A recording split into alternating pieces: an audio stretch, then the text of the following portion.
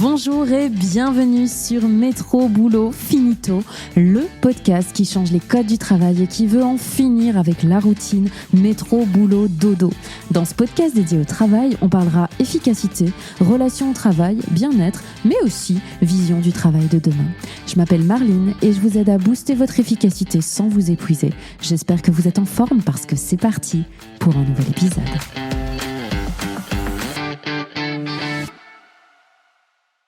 Bonjour, j'espère que vous allez bien, que vous êtes en forme en ce lundi matin. Moi, je vous accueille pour le Maïeko Talks du mois. Qui dit Maïeko Talks dit invité au micro du podcast. Et ce mois-ci, je n'accueille pas un, je n'accueille pas deux, je n'accueille pas trois, mais 4 invités au micro. Cette intro, je vous l'ai déjà faite. Si vous vous en rappelez pas, je vous mettrai le lien pour le premier épisode en description de cet épisode. Et si vous vous rappelez bien de cette intro, aujourd'hui, on est au Yost avec 4 invités d'exception et surtout avec un public d'exception.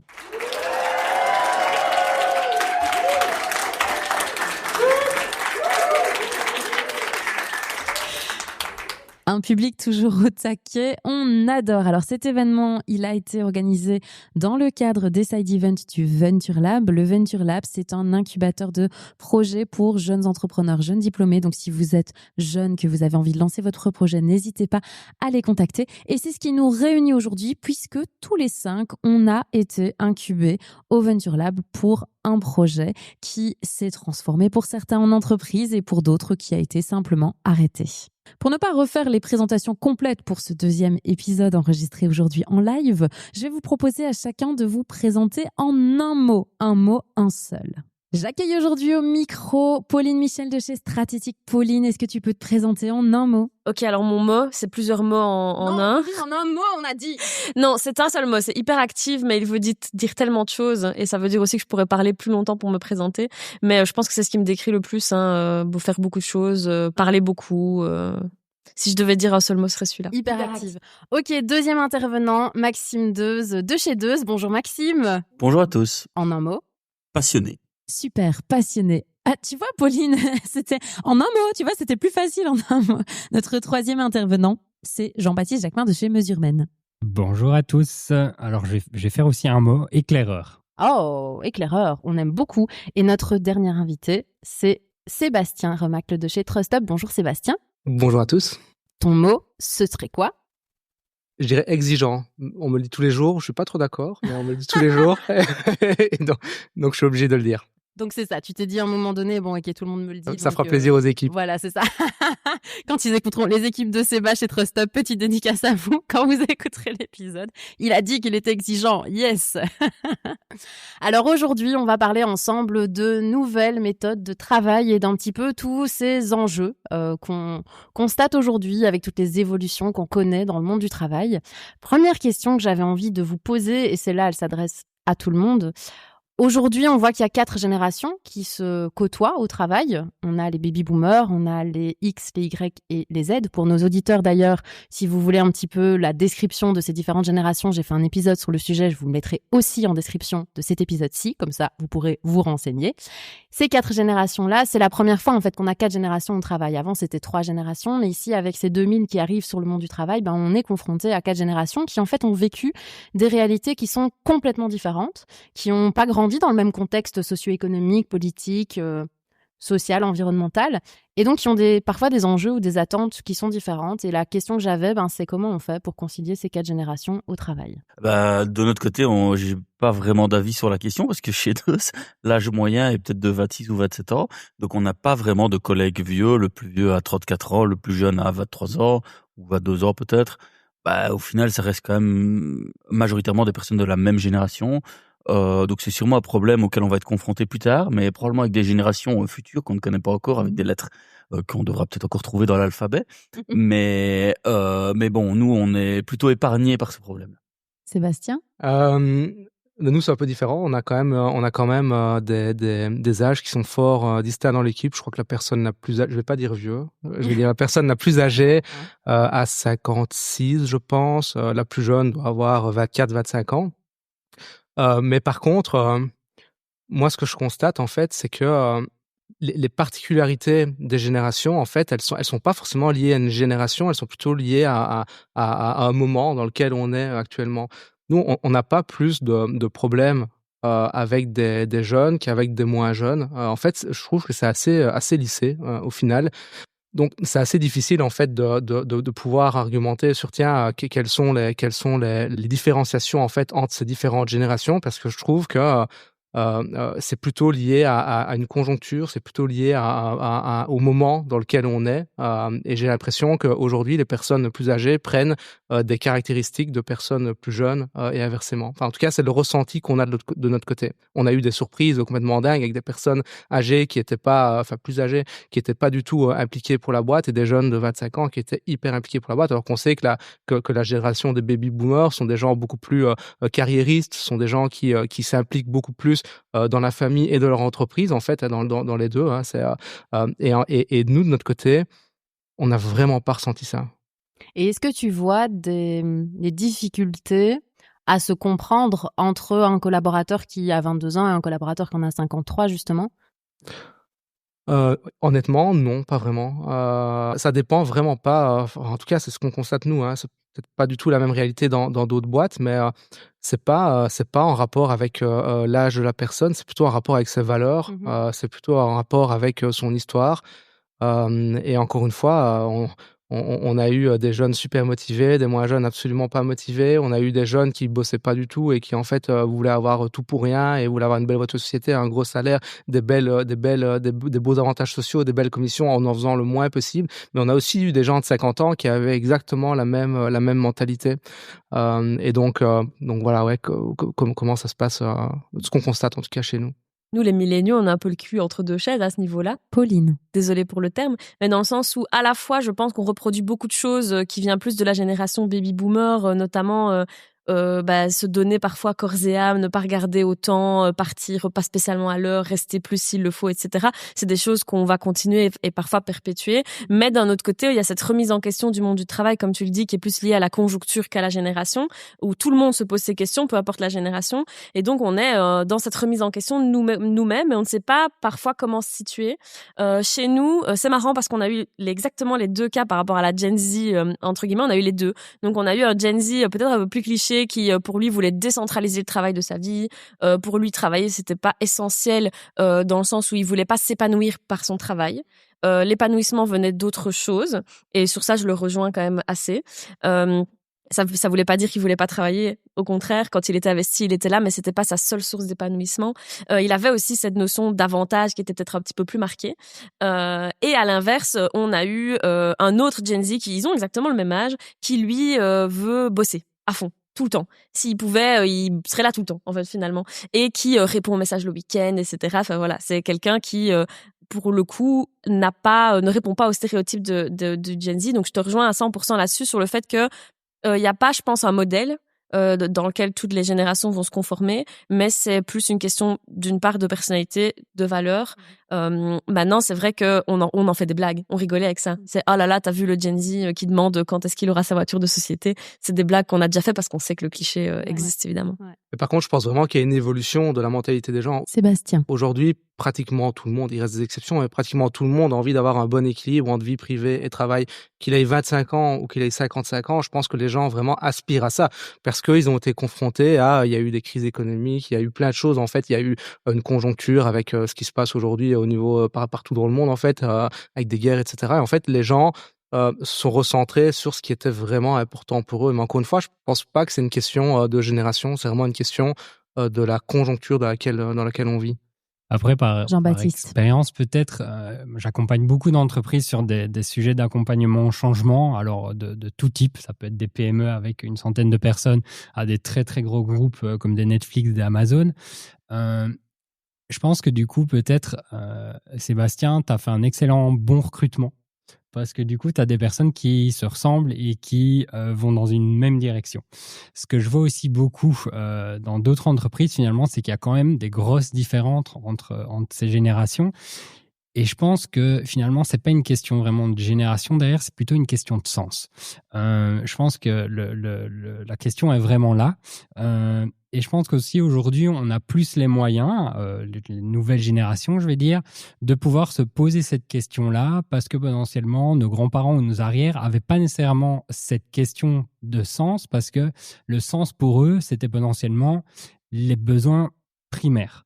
Ce qui est finalement aujourd'hui presque plus un souci chez nous, en Belgique, je vais dire, qu'il est encore dans d'autres pays. Et c'est ça aussi qui est intéressant parfois quand j'interviens ou quand j'analyse des données dans des pays qui sont extrêmement loin des nôtres en termes de distance.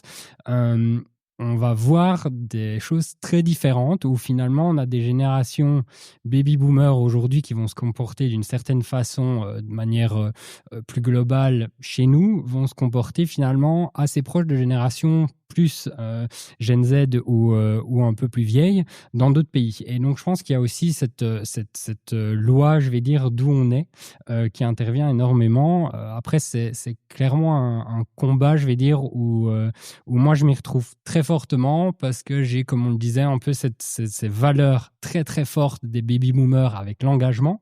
Mais de l'autre, je veux aussi cette énorme flexibilité que demandent plutôt les jeunes générations. Et donc parfois, on se sent parfois un peu tiraillé, je vais dire, en tant que millénial, on va où? Qu'est-ce qu'on fait?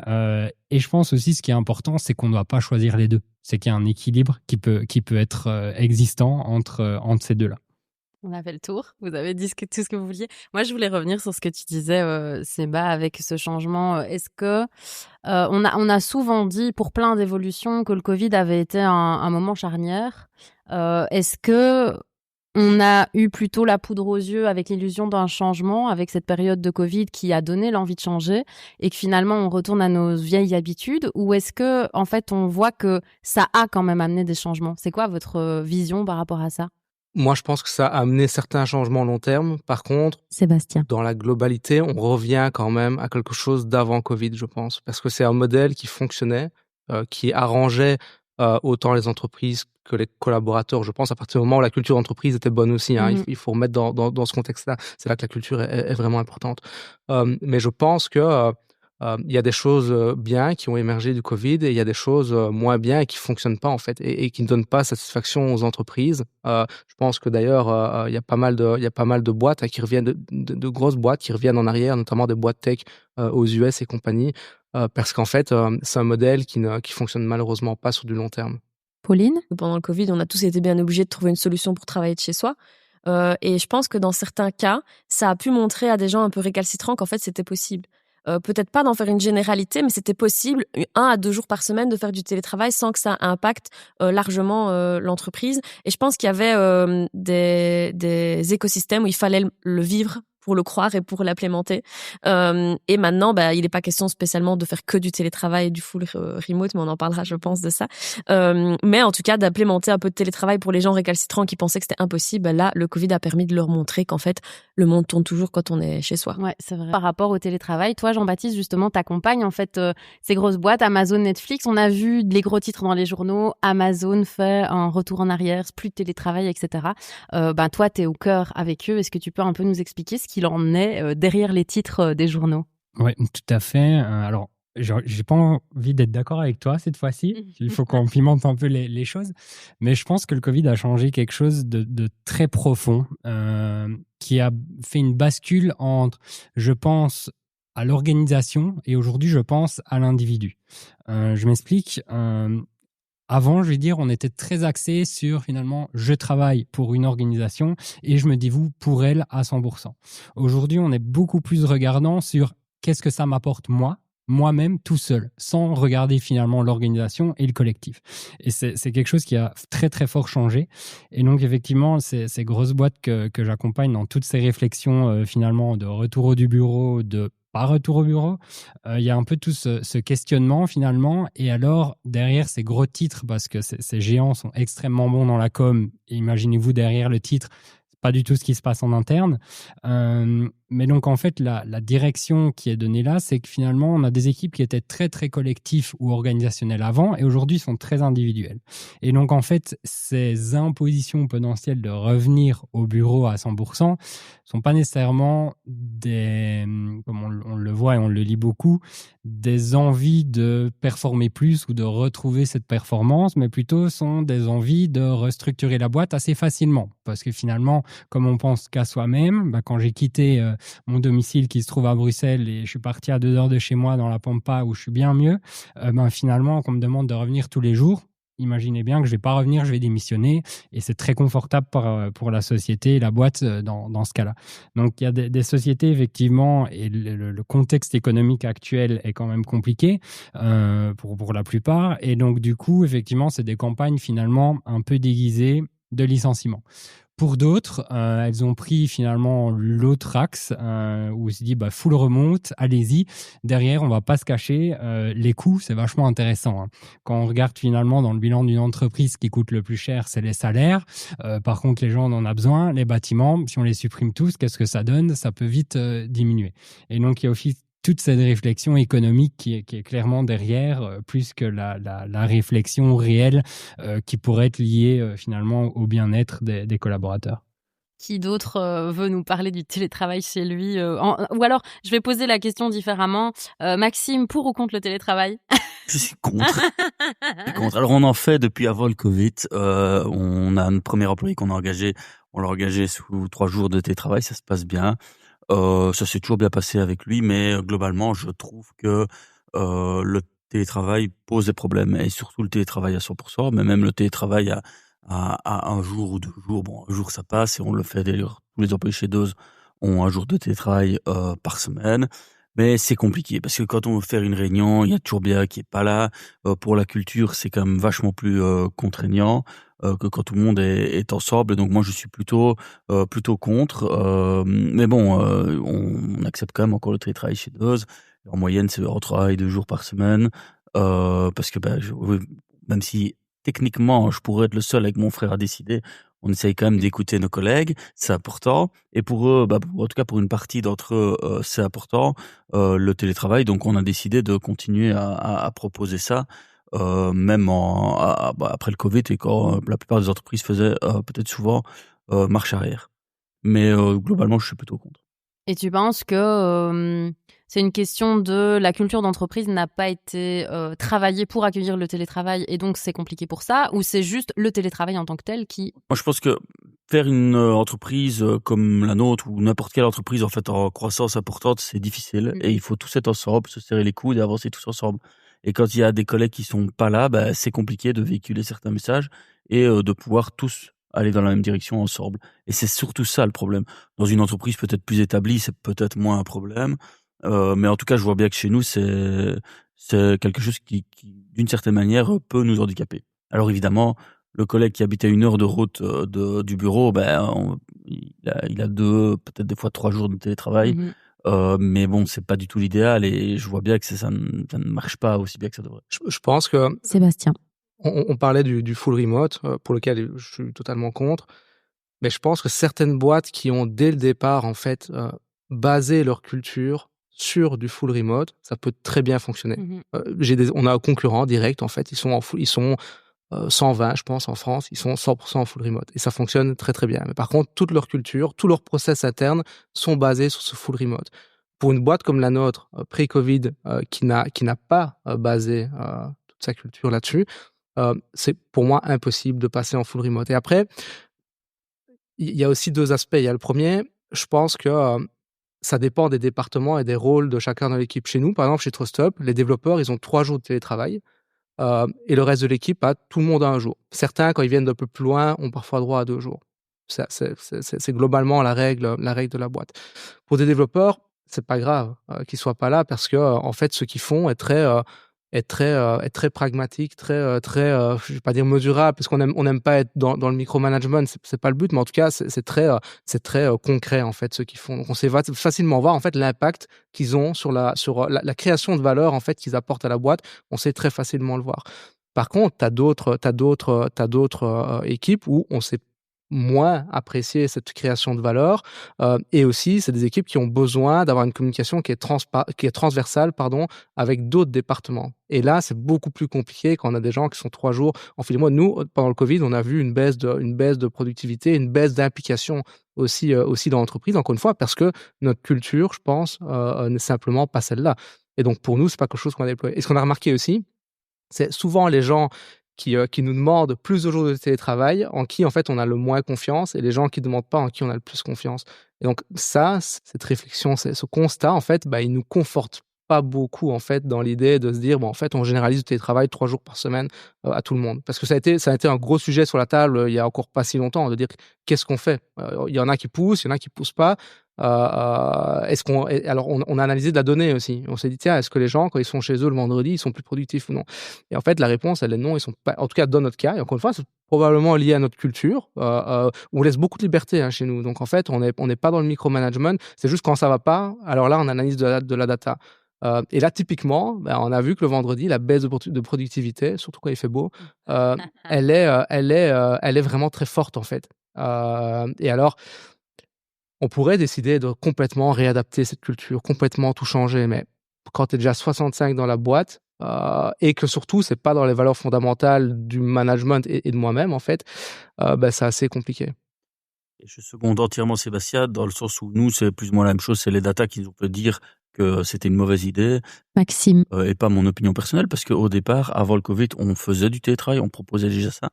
Et c'est avec le Covid où on a dû être vraiment full télétravail qu'on s'est vraiment commencé à se pencher sur la question de la performance avec le télétravail. Et chaque fois qu'on a eu un confinement et donc une obligation de faire du télétravail de manière assez importante, on a vu une très très grosse baisse de la productivité des équipes. Et puis donc on a continué à analyser, on se rend compte qu'effectivement en télétravail, la productivité, elle n'est pas toujours là. Beaucoup moins que quand ils sont au bureau, et la communication, c'est pas ça non. Et est-ce que t'en as pas, parce que t'as un peu deux penchants. Il y a ces dirigeants qui disent le télétravail nous a fait perdre un peu en productivité, et puis t'as parfois aussi des collaborateurs qui disent mais en fait moi en télétravail je peux me focus, je suis pas tout le temps interrompu par mes collègues, je peux faire mon travail de fond vraiment hyper efficacement. Et donc est-ce qu'il y a pas ce contrebalancement en fait entre les deux, quoi? Oui, tout à fait. Je pense que c'est intéressant parce que là, on est finalement plusieurs dirigeants ici. Jean-Baptiste. Et automatiquement, je vais dire, le premier réflexe qui nous vient en tête, c'est mon organisation. Et donc, effectivement, on va potentiellement plus tous penser, pour mon organisation, c'est mieux que je les vois tous, qui viennent tout le temps au bureau, etc. Et puis de l'autre côté, je pense qu'on pose la question à certaines personnes dans le public qui sont collaborateurs ici, on leur demande, elles sont pour. Pourquoi ? Parce qu'elles regardent uniquement l'individu.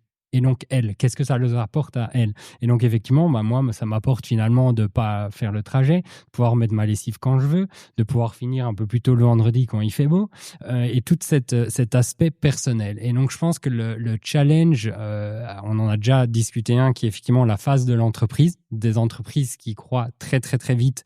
Effectivement, c'est souvent plus complexe d'avoir des personnes à distance, mais je pense qu'il y a aussi cet alignement qui est pour moi vraiment triple. C'est finalement qu'est-ce que je peux apporter à l'individu en tant que tel, donc finalement le collaborateur qui demande le télétravail et qui le demande aussi pour des aspects personnels, donc pour son bien-être. Il y a la vision finalement du dirigeant qui est purement organisationnelle, performance, et finalement qui est pas du tout dans le bien-être. Et puis on a entre les deux finalement quel est le besoin de mon équipe, mon département ou mon service.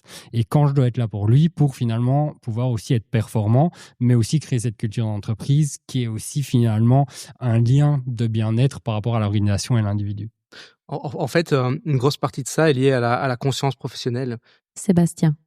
Et je pense qu'il y a des gens qui clairement peuvent être meilleurs en télétravail qu'au bureau parce qu'ils ont une vraie conscience professionnelle. Malheureusement, c'est pas le cas de tout le monde. Et on a eu le cas dernièrement, une collaboratrice de qui on est super content, qui vient en transport en commun, donc c'est pas toujours évident. Elle nous a demandé est-ce que je pourrais avoir plus de télétravail. Je pense qu'elle a 2 jours actuellement.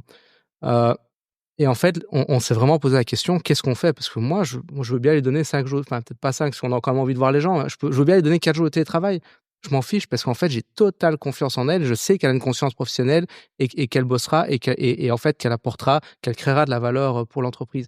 Le problème, en fait, à ce moment-là, le problème qui se pose, c'est de se dire, OK, si je l'accorde à elle, est-ce que je dois ou non, c'est une question, est-ce que je dois ou non l'accorder aux autres ? Et là, il y a différentes écoles. Il y en a qui disent, non, si tu l'accordes à elle, c'est qu'elle le mérite, tu n'as pas besoin de justifier à d'autres auxquels tu ne l'accorderais pas, ou alors tu peux leur dire, écoute, elle fait super bien son boulot, on est content, c'est un peu comme une promotion, en quelque sorte, ou est-ce qu'en fait, on doit appliquer les mêmes règles à tout le monde ? Et ça, on a discuté avec des experts RH sur le sujet, et il y a différentes écoles, en fait, donc il n'y a pas de bonne solution ou de bonne réponse, ce qui ne nous arrange pas.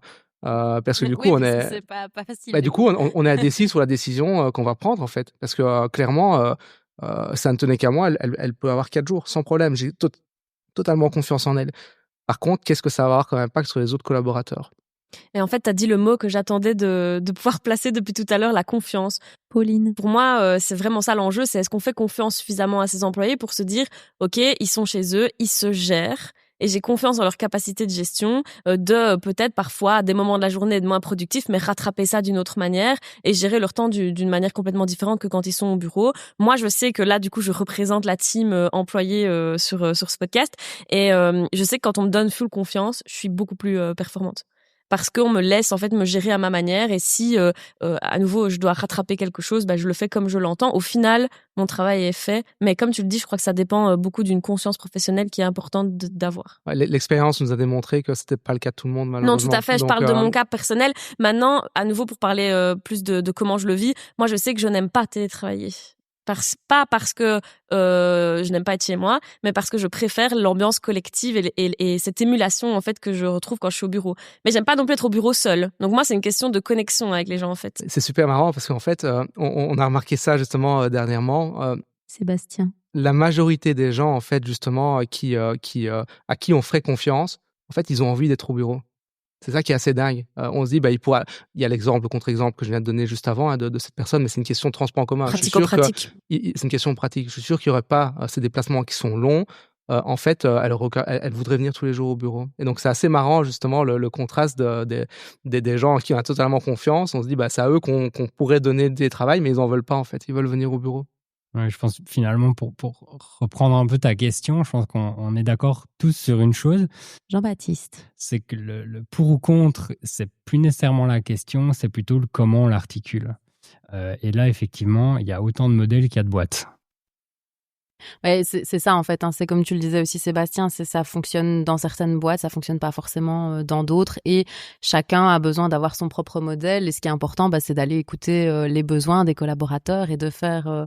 Nous en fait le télétravail c'est plus un sujet qui revient beaucoup sur la table parce qu'on a trouvé un bon équilibre. Les techs qui voulaient être beaucoup plus chez eux, ce qu'ils font, on mesure la valeur très facilement, aucun problème à ce qu'ils soient chez eux. Et en fait ce sujet qui a été surtout post-Covid en fait, dès que les confinements ont été terminés, les gens se sont dit c'est quand même vachement bien d'être à la maison. Donc là le sujet il est venu beaucoup sur la table, mais je dirais depuis un an et demi, on l'a très peu dans les sujets RH en fait, le télétravail. Et d'ailleurs dans notre enquête je peux pas dire de satisfaction, mais de bien-être des employés qu'on fait tous les trimestres, en fait l'équilibre justement travail maison, travail bureau en fait n'est plus un problème chez nous, parce qu'on a trouvé le bon équilibre. Et aussi surtout parce que on investit aussi dans nos bureaux et dans le bien-être des collaborateurs au bureau, et le but c'est de faire en sorte qu'ils soient bien. Alors il y a des trucs qui peuvent être très bateaux, on livre des fruits toutes les semaines, machin, mais c'est surtout dans autre chose qu'on investit, c'est dans le mindset des gens, que les gens soient bien, qu'on rigole tous. Nous par exemple, le management,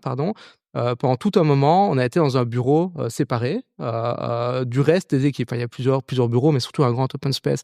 Et en fait, c'était très bien, parce qu'on pouvait dire ce qu'on voulait de manière totalement transparente, sans faire attention à quoi que ce soit. Parce que des fois, il y a des sujets RH, même si on est transparent, on peut pas parler de tout devant tout le monde, c'est normal. Et en fait, il y a 2 ans d'ici, on a décidé de revenir en plein milieu de l'open space. Et maintenant, notre bureau management est vraiment en plein milieu de l'open space. Et c'est 1000 fois mieux pour les équipes, c'est 1000 fois mieux pour nous, parce qu'en fait, on apprend à bien connaître à connaître les gens, parce qu'évidemment, la boîte grandit, et au final, à un moment donné, tu connais plus. T'arrives le matin et t'as 3 nouveaux, et tu sais même pas quel département, tu sais même pas qui c'est. Et parfois, ça dure 2 semaines, tu sais toujours pas qui c'est, parce que t'as pas été là quand il y a eu la présentation ou autre. Et en fait, le fait de retourner dans le bureau, en fait, avec tout le monde, c'est juste la meilleure décision qu'on ait prise, parce qu'en fait, on a une communication. Alors des fois, on dit des choses qu'on ne devrait pas dire et qui s'entendent, et voilà, après on en discute. Si jamais il y a un problème, en fait, on en discute. Mais en tout cas, ça a ouvert l'esprit, et je pense que ça a joué un impact sur ce mindset qu'on essaye de mettre dans la tête des gens, et ce bien-être qu'on essaye de faire. Ça a joué un impact sur le fait que les gens, maintenant, je pense que chez nous, ils ont un bon équilibre télétravail et travail au bureau. C'est ça. Donc plus un sujet chez vous, ou en tout cas, et comme tu le disais Jean-Baptiste, je pense qu'effectivement, il n'y a pas de bonne ou de mauvaise réponse. Toujours, moi je dis pour ou contre parce que c'est un peu provoque, on va dire, c'est un peu pour vous challenger, mais évidemment, ça dépend de l'organisation et de ce qu'on met en place. Séba, tu disais, c'est plus un enjeu chez nous, le télétravail. Alors là, du coup, je vais poser une question qui est un enjeu aujourd'hui, ou en tout cas, je sais qu'on ne sera pas forcément d'accord. La réduction du temps de travail, pour ou contre. Alors moi, je m'explique parce que je suis une grande adepte de la réduction du temps de travail. Moi, je suis pour à 100%. Pas parce que on est paresseux et qu'on n'a plus envie de travailler, mais parce qu'aujourd'hui, en fait, on vit avec des standards qui ont été érigés à la révolution industrielle, avec des gens qui travaillaient devant des machines et donc qui mobilisaient leur force corporelle et pas leur force cognitive. Aujourd'hui, 70% de la population travaille dans le secteur tertiaire, mobilise ses capacités cognitives et scientifiquement, en fait, c'est démontré que 8 heures devant un PC par jour, tu n'es pas productif, tu n'es pas efficace et que du coup, paradoxalement, là où on se dit, plus je travaille, plus je fais, en fait, les études démontrent que travailler moins te permettrait d'être plus efficace et plus productif. Du coup, cette question de réduction du temps de travail, moi, elle m'interpelle, elle m'intéresse et en fait, tu le vois dans tous les pays autour de nous, que ça soit en Allemagne, que ça soit en France, que ça soit en Angleterre. Il y a des études pilotes qui ont été faites. T'as plein de gens qui démontrent aussi que, effectivement, ça tend à prouver un peu les résultats de ces études scientifiques et de ces recherches-là. Et pourtant, en Belgique, on est hyper réticent par rapport à ça. D'ailleurs, le Bureau du Plan, en 2024, a lancé un projet pilote pour accompagner les entreprises belges à la réduction du temps de travail. Et ce qui s'est passé, c'est que sur les 300 qui étaient intéressés au début, il y en a que 2 qui se sont dit « on va le faire, on va concrétiser ». Moi, j'en connais 2, des entreprises en Belgique qui ont mis en place une réduction du temps de travail, Gentis à Bruxelles et Levita ici à Liège.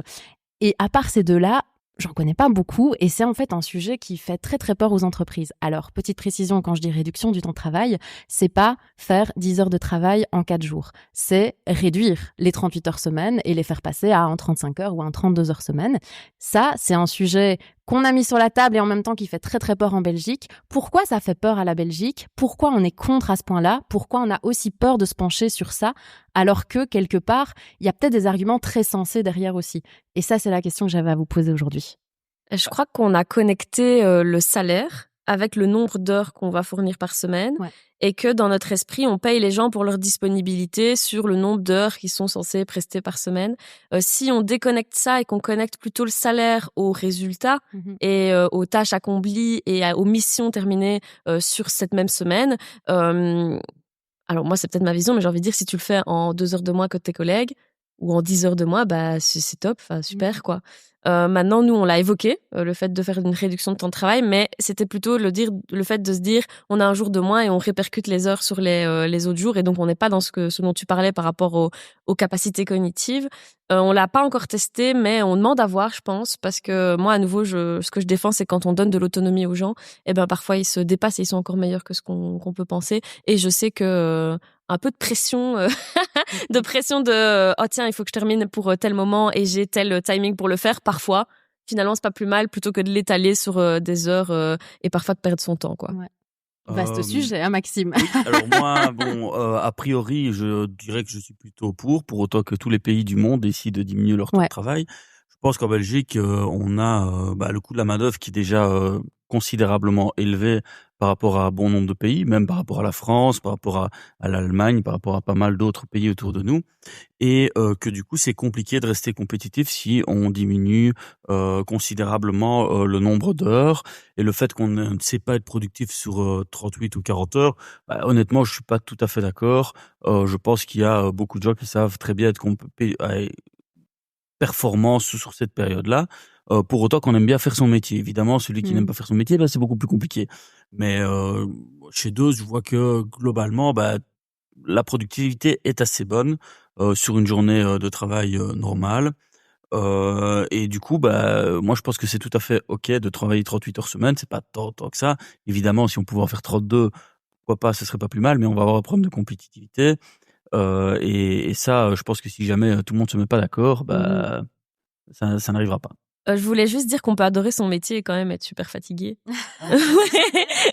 Quand je vois mes collègues jeunes parents ou même qui ont eu des grosses journées, peut-être la veille ou qui sont allés boire un verre avec des amis ou quoi que ce soit, c'est sûr que le lendemain on peut être fatigué et beaucoup moins performant. Et on a tous des jours où on n'est pas performant, on se lève du lit et on se dit non, ça va être une mauvaise journée parce que je me sens pas bien. Oui, évidemment. Et c'est vrai que peut-être que des fois dans ces cas-là, ce serait plus pratique de rester à la maison.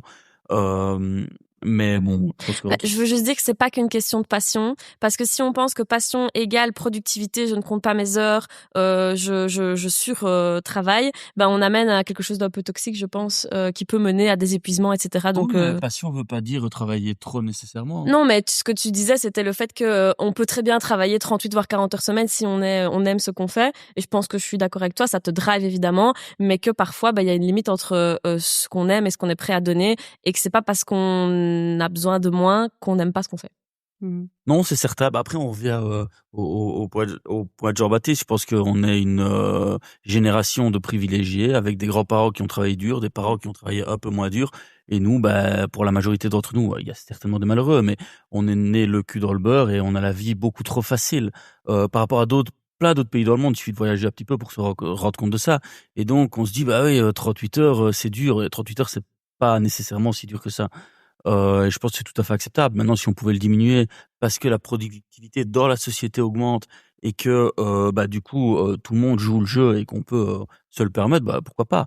Moi, je suis plutôt favorable à ça parce que c'était quand même chouette quand on était étudiant, qu'on n'avait aucune contrainte et que papa, maman payaient toutes les sorties, tous les restaurants, tout en fait. Et c'était sympa. Ça n'a pas duré, mais c'était sympa. C'était sympa. Sébastien, du coup, parce que je sais qu'on est hyper d'accord, toi et moi, sur le sujet. Du coup, tu as totalement raison, on n'était pas d'accord. Non, mais je pense qu'il y a plusieurs points. Déjà, en fait, le débat se rapproche de celui du Covid. Il y a des gens pour qui ça pourrait très bien fonctionner, il y a des gens pour qui ça pourrait pas du tout fonctionner. Donc, c'est un débat qui est assez similaire. Deuxièmement, comme tu l'as dit, il y a une question de compétitivité aussi. Évidemment, si dans tous les pays, en tout cas en Europe, les règles sont les mêmes, pourquoi pas? Si la taxation sur les revenus évolue aussi en fonction, pourquoi pas? Parce qu'un employé en Belgique, il coûte cher, il coûte beaucoup plus cher qu'ailleurs. Et les entreprises savent, elles doivent le financer. Alors, financer ça pour avoir une baisse de productivité aussi importante, c'est compliqué. Nous, on a eu, c'est marrant, parce on a eu une équipe en France, donc du coup, où c'est 35 heures semaine et où les avantages sociaux sont pas les mêmes qu'en Belgique et où en fait, c'est même en fait très compliqué d'évoluer. On n'a plus d'équipe, on a arrêté. On est monté jusqu'à une dizaine de personnes et on a arrêté. Maintenant, on va en France depuis la Belgique, c'est beaucoup mieux à beaucoup d'égards. Et en fait, la France, en fait, en imposant toutes ces règles et notamment aussi ces 35 heures semaine, je pense, se tire une balle dans le pied d'un point de vue compétitivité par rapport à ses voisins européens. Clairement, nous, on réengagera plus. Enfin, je pense, on peut jamais dire jamais, mais je pense pas qu'on réengagera encore des collaborateurs en France. Tellement, en fait, il y a cette question de 35 heures, mais c'est pas la seule. Il y a une question aussi, encore une fois, d'avantages sociaux, de protection surdimensionnée du travailleur par rapport à l'entreprise. Hein, il faut bien se rendre compte, c'est vraiment compliqué. Qui fait que, en fait, ça donne pas envie aux entreprises d'investir et de développer, en fait, le marché de l'emploi français. Et je crois que d'ailleurs, ça se ressent aujourd'hui très fort dans les chiffres, dans les dettes et compagnie. C'est quelque chose qui se ressent très fort. Et en fait, dernier point, travailler 38 heures, comme tu le dis, je pense que tout le monde est capable de travailler 38 heures à partir du moment où ils sont dans des bonnes conditions de travail, dans un bon cadre de travail. À partir de ce moment-là, je pense que oui, tout le monde... Et chez nous, par exemple, chez TrustUp, pourtant on est une start-up en pleine croissance où ça bouge à fond et tout est en ébullition, mais pourtant, on fait très peu d'heures supplémentaires. En fait, à 17 heures, nos bureaux sont quasiment vides. Parce que c'est aussi dans notre culture de dire aux gens, attention, bosse pas trop, tu vois, ne te crame pas, bosse pas trop. Rentre chez toi, fais-toi plaisir. Ou quelqu'un qui a eu un gros projet et qui a bossé pendant sa soirée, que parfois pendant sa nuit, parce qu'il y avait un gros truc à finaliser impérativement pour le lendemain, on est le premier à lui dire, prends congé. Prends ton vendredi, prends congé, il va faire beau, profites-en. Mais ça fait partie de notre culture, en fait. Et à partir du moment où on instaure cette culture-là, oui, moi je pense que les gens sont capables de travailler 38 heures dans des bonnes conditions. Et oui, je suis contre du coup cette diminution du temps de travail. Merci pour cette petite reprécision, Jean-Baptiste. Du coup, ton avis? Ouais, alors je suis assez mitigé aussi, mais mitigé surtout. Je vais dire, et comme je le disais dans l'épisode précédent, j'ai cette valeur de l'engagement qui me dit je suis contre, et j'ai cette valeur de la flexibilité qui me dit oui, vas-y, ça va être sympa. Et en fait, quand j'analyse un peu sur le terrain, je pense qu'il y a quelque chose qui nous rejoint tous, c'est finalement cette partie compétitivité. Et nous, on on fait de la consultance, donc on doit être disponible quand nos clients sont ouverts. Et donc potentiellement, effectivement, tant que mes clients sont pas en 4 jours semaine, je vais pas leur dire non, les gars, vendredi, vous m'oubliez, vos comités de direction, il y aura personne parce que chez nous, on n'est pas là. Très compliqué. L'autre aussi sujet que je pense, et alors peut-être que je dois encore l'expérimenter ou plus le voir, mais j'ai souvent par expérience, on remarque que nos collaborateurs, en règle générale dans les différentes expériences professionnelles que j'ai eues, même ailleurs, quand on va finalement faire des heures supplémentaires, on va souvent, en tant que collaborateur, demander « Ah ben, est-ce que je peux la récupérer ?» Par contre, quand le vendredi, on a fait une bonne journée et qu'on va dire bah, « Les gars, c'est bon, on finit à midi aujourd'hui », il n'y a pas de problème. Et donc, je pense qu'il y a aussi cet équilibre où moi, finalement, j'ai un peu peur de se dire ben, quid quand on a des temps, des surcharges de travail énormes et qu'on doit finalement prester plus, et quand on a des temps plus mous, on doit prester moins, finalement, si on passe déjà une semaine plus réduite que les 38 heures. Donc, chez nous, par exemple, et c'est pour ça que je dis je suis un peu mitigé dans le sens où on n'est pas pour cette diminution actée. Par contre, comme on est énormément sur la performance et le délivrable, eh ben, ça ne me dérange absolument pas que, je le sais très bien, pendant toutes les périodes scolaires, nos équipes travaillent 2-3 heures par jour et c'est OK. Par contre, sur des rushs comme juin, septembre, décembre ou autres, on sait qu'elles vont parfois délivrer 10, 12, 14 heures par jour. Mais c'est OK pour tout le monde le sait, c'est un peu notre système.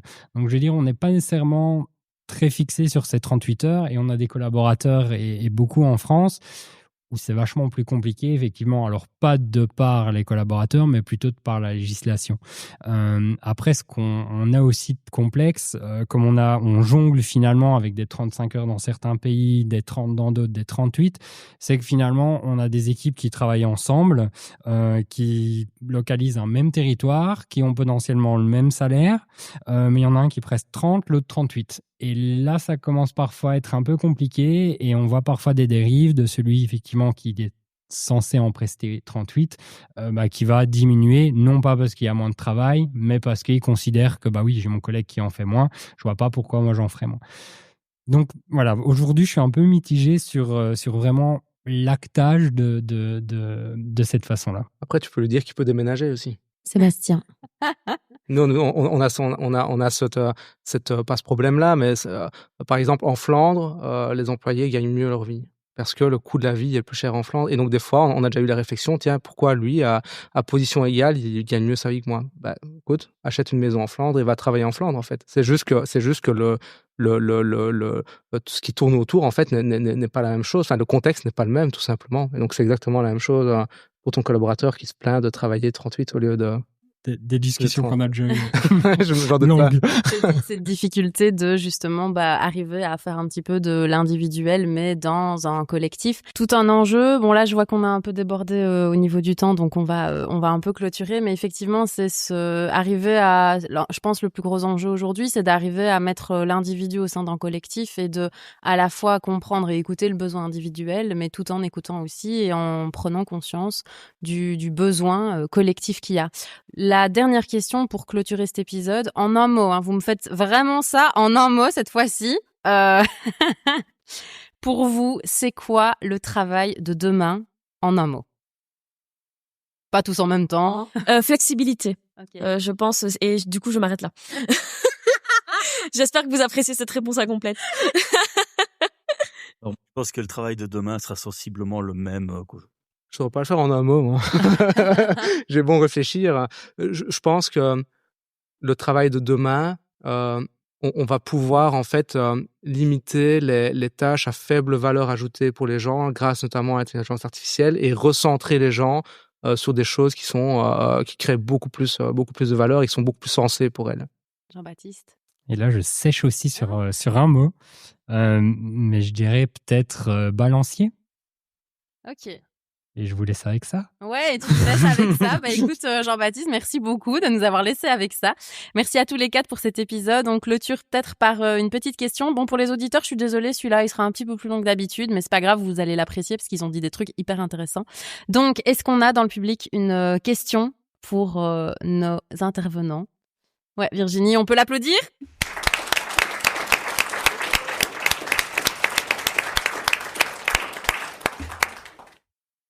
le bien-être au travail, c'est un sujet quand même important. Il y a certaines entreprises qui mettent en place des cours de yoga, ça peut être discutable.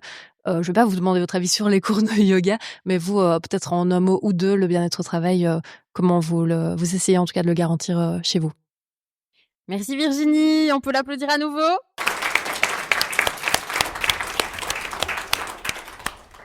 Alors, je vais peut-être me lancer et je vais faire court du coup. Mais je pense qu'on essaye de le garantir par l'écoute. Et on revient finalement par rapport au rôle du manager et on vous renvoie un petit clin d'œil vers l'autre podcast. Mais je pense que ça passe énormément par l'écoute pour comprendre finalement ce que le collaborateur souhaite, a envie, a besoin. Et de pouvoir effectivement essayer d'actionner des éléments qui pourraient soit être utiles pour lui, ou en tout cas apporter quelque chose à son bien-être personnel, mais aussi des éléments qu'on peut finalement récolter de la plupart pour créer quelque chose de collectif. Pas rentrer plus en détail sur tout ce qu'on a fait, mais c'est un peu notre approche finalement. Ouais. Je pense que le bien-être au travail, c'est pas des cours de yoga, parce qu'en fait, à partir du moment où on n'arrive pas à insuffler une dynamique positive dans l'équipe, on peut rajouter des cours de yoga, on peut rajouter des repas gratuits, on peut rajouter tout ce qu'on veut. En fait, ça fonctionnera pas. Les gens, ils seront pas heureux au travail. Donc, je pense vraiment que ça passe par travailler sur cette culture. Par exemple, chez nous, on sent très fort. En fait, on a une culture qui est très orientée performance. Par contre, on a des valeurs qui sont très orientées sur les collaborateurs, où on fait les collaborateurs, où on les célèbre, où on essaye de trouver des bons équilibres pour eux, de les écouter, comme tu as dit, c'est important aussi. Et donc, alors, les cours de IA peuvent être un plus. Par exemple, chez nous, on a fait plein de trucs, il y a des fruits, il y a une machine à café qui fait plein de trucs gratuits pour toute la boîte. On a mis plein de trucs en place. Mais honnêtement, oui, c'est un petit plus. Mais la base, en fait, c'est de faire en sorte que les gens, ils aient une vision, qu'ils sachent pourquoi, en fait, ils travaillent. Pourquoi. C'est hyper important, hein, le pourquoi, en fait. Je me lève chaque matin, le pourquoi je vais m'investir 38 heures par semaine pour ma boîte. Pour moi, ça, c'est essentiel avant de mettre en place des cours de yoga et des sièges massants pour les équipes. Le sens, dont on parlait tout à l'heure. Oui, le sens a beaucoup d'importance, ouais. Et toi, du coup, Maxime? Moi, je pense que c'est une histoire de sens et de bien connaître son personnel et ses employés et ce qui les motive pour mettre les bonnes choses en place. Et là, le panier de fruits par semaine, l'eau pétillante, le café et tout le reste. Mais je pense que c'est pas réellement ça qui change. Je pense que ce qui change, c'est de bien connaître ses employés et de leur proposer du sens dans leur travail et quelque chose qui les motive et qui leur donne de l'énergie au lieu de leur en prendre. Alors évidemment, les tâches, malheureusement, ne donnent pas de l'énergie. Et de temps en temps, on a des tâches aussi un petit peu énergivores. Mais dans l'ensemble, je pense que c'est ça qu'il faut faire attention. Et c'est toujours trouver des tâches motivantes et qui donnent du sens. Chez nous, c'est de la connexion humaine, c'est le fait de s'amuser. L'amusement, c'est quelque chose dont on parle beaucoup. Et c'est peut-être lié aussi au fait qu'on a une plus petite équipe et qu'on peut, entre guillemets, se le permettre. Mais s'amuser dans la passion commune qu'on a et la partager et s'entendre tous les uns avec les autres, c'est un élément constitutif du bien-être chez nous. Et moi, je sais que si je faisais le même travail mais avec des personnes complètement différentes, j'aurais pas du tout la même expérience de mon métier aujourd'hui. Clairement, tu peux pas être performant si tu t'amuses pas. Nous, c'est dans notre culture, on a la performance et on a justement, c'est pas l'amusement. Chez nous, c'est s'épanouir. C'est un peu plus large. Si tu t'épanouis pas au travail, tu peux pas être performant. Et ça, c'est une règle qu'on a vraiment en interne. Et peut-être pour donner deux datas qu'on a analysées chez nos clients. Alors pour faire un peu vous exposer, on a analysé plus de 3 millions d'espaces de travail, d'environnement de travail dans le monde. Donc on a une sacrée mine d'informations. Dans ces analyses, on remarque en fait les clients qui ont effectivement le plus de problèmes avec le bien-être, c'est des clients où finalement les collaborateurs connaissent pas ou comprennent pas la vision de l'entreprise. Donc ça, c'est vraiment un très gros morceau. Et le deuxième aussi élément important, c'est qu'on constate que quand on n'a que 20% de nos tâches journalières finalement qui nous apportent quelque chose comme du sens, ça nous suffit pour être épanoui au boulot. C'est pas grand-chose 20% finalement. Merci pour cette data qui termine cet épisode. Pauline, Maxime, Jean-Baptiste, Sébastien, merci beaucoup d'avoir accepté l'invitation. Merci d'avoir joué le jeu sur ces 2 épisodes et merci beaucoup pour votre implication, pour vos réponses qui, j'espère, ont plu à notre public ici présent et qui plairont aussi à nos auditeurs. Vous, en face de moi, merci beaucoup d'avoir été là, de nous avoir écoutés, supportés pendant ces 2 heures d'épisode. Et donc, merci beaucoup à vous.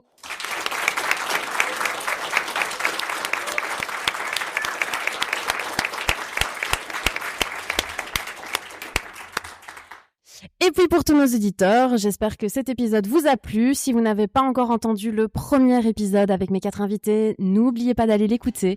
Moi, je vous souhaite une très bonne journée et je vous dis à la semaine prochaine pour un nouvel épisode.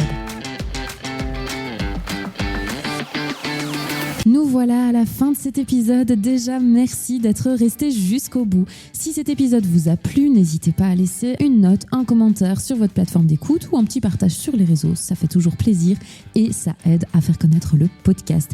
Pour échanger, proposer vos idées, partager vos expériences, on se retrouve sur les réseaux via le compte MyEcoDesign. Et puis, si vous en avez marre de bosser en apnée, alors on se rejoint sur la plateforme Breathe. Je vous mets tous les liens en description de cet épisode. Il est temps pour moi de vous dire au revoir. On se retrouve la semaine prochaine pour un nouvel épisode et d'ici là, prenez bien soin de vous.